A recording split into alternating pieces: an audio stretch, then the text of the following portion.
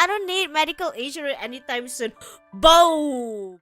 As next we have Omiya Emma, the final dungeon boss ready for battle, stating, "I am heartbroken by the announcement. Therefore, I will always thank Prism for giving me an opportunity to experience life in Corpo again and giving me a wonderful family. No matter what, Prism will always live in my heart. Prism love." Omiya Emma has an important announcement that we wanted to mention. This is not a graduation.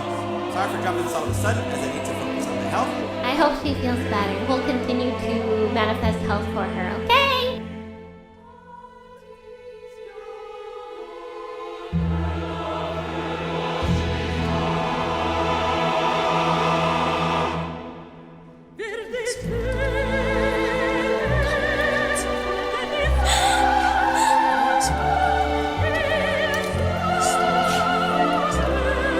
I was there doing your collab with Omiya Emma.